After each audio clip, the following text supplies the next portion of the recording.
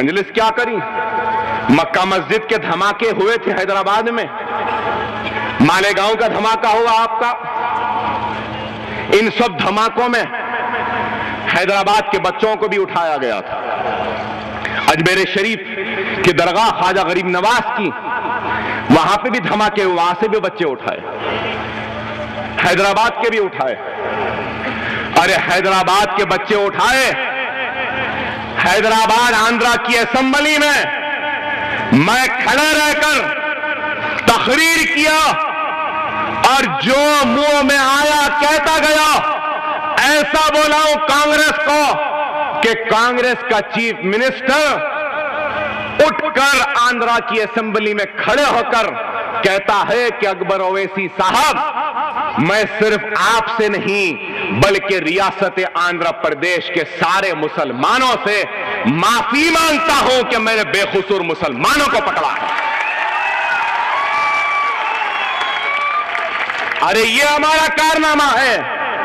मैंने उठकर कहा कि चीफ मिनिस्टर, सिर्फ माफी मांगने से कुछ नहीं होगा, इन बच्चों की जिंदगियां खराब हो गई। तो बोले क्या चाहते हो? मैंने कहा कि इनको एक सर्टिफिकेट देना कि इनका कैरेक्टर अच्छा है, ये अच्छे बच्चे हैं। इनको पैसा देना कारोबार के लिए, सर्टिफिकेट दिया गया कि ये बच्चे बेकसूर हैं, अच्छे हैं, नाइंसाफी हुई और 2 लाख रुपए एक एक बच्चे को दिए गए कारोबार शुरू करने के लिए। ये मजलिस है। अगर महाराष्ट्र में मजलिस आ जाएगी तो अबू आसिम ऐवान असेंबली में तमाचा या थप्पड़ नहीं आएगा, बल्कि महाराष्ट्र की असेंबली में अगर अकबर ओवैसी होगा तो उनको मारेगा और उर्दू में हलफ लेगा। एक मुसलमान हलफ लेने जाता है तो माइक खींच लेते हैं। अरे आंध्रा में आओ ना, बड़े ठाकरे हैं, कहां के ठाकरे फाकरे, आओ, मैं तुम्हारे पास आया हूं, हिम्मत है तो तुम मेरे पास आओ, बताता हूं। अगर मजलिस होगी ना, अगर मजलिस ऐवान असेंबली में होती महाराष्ट्र की, तो किसी मां के जने में हिम्मत नहीं है मुसलमान के खिलाफ आवाज उठाने की। अरे ये जमात की ताकत है, मजलिस की ताकत है। अरे हम असेंबली में खड़े होते हैं ना,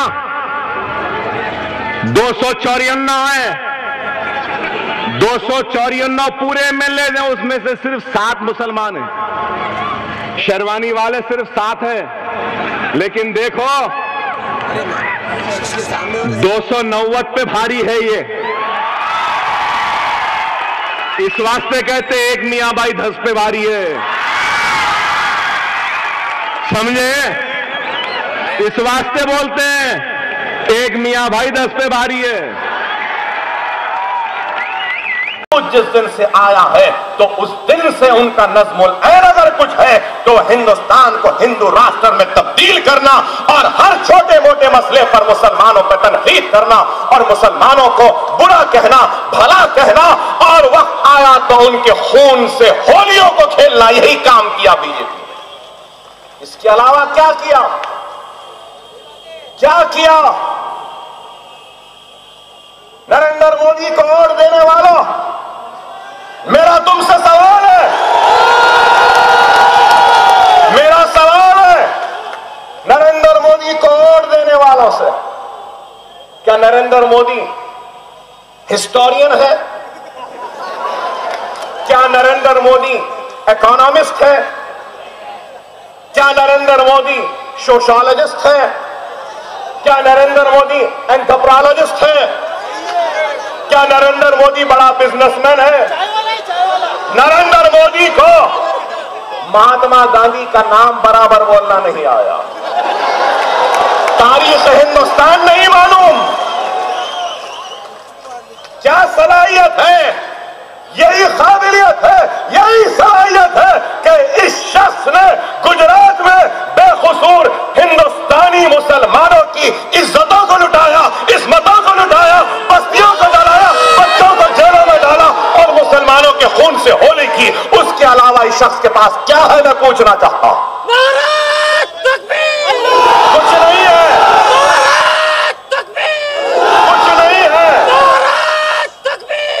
और आज आप गौर करो, अगर आज इस शख्स के पास कुछ नहीं है तो मुस्तकबिल में भी कुछ नहीं था।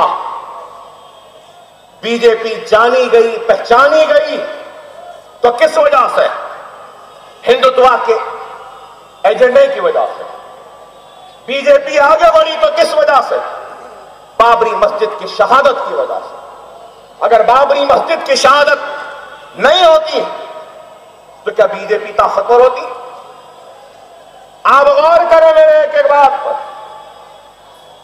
बाबरी मस्जिद को शहीद किया और उस वक्त का वजीर आजम, जो नाम के लिए कांग्रेस का वजीर आजम था, लेकिन दर हकीकत अपनी धोती में आरएसएस की खाकी चड्डी पहनने वाला वजीर आजम था नरसिम्हा राव, जो बाबरी मस्जिद को शहीद होता हुआ एक तमाशबीन की तरह देखता रहा, तमाशाई बनकर देखता रहा। अरे आज मैं सलाम करता हूं हिंदुस्तान की फौज को कि जम्मू कश्मीर के सैलाब में फंसे लोगों को किस दिलेरी, किस जांबाजी के साथ निकाल कर ला रहे हैं। हम सलाम करते हैं उनको। नरसिम्हा राव अगर दियानतदार होता और हुकूमत की पुलिस के पास अगर ताकत नहीं थी, कुव्वत नहीं थी, तो बाबरी मस्जिद को हिंदुस्तानी फौज के हवाले कर देना था। हमारे फौजी हमारे बाबरी मस्जिद को भी बचा लेते थे। लेकिन ये लोग खामोश तमाशाई बन के देखते रहे। शहादत बाबरी मस्जिद हिंदुस्तान की सियासत में एक बहुत तब्दीली और करवट का नाम है। बाबरी मस्जिद किसकी मस्जिद? मुसलमानों की मस्जिद। मिंबर रसूल किसका मिंबर? मुसलमानों का मिंबर रसूल। बाबरी मस्जिद मुसलमानों के अल्लाह का घर। बाबरी मस्जिद को इन्होंने शहीद किया। अरे मुसलमानों, मैं तुमसे सवाल करना चाहता हूं, क्या आपने बाबरी मस्जिद के शहादत के पीछे जो छुपा अल्लाह का पैगाम था, क्या इसको समझा? क्या इसको जाना?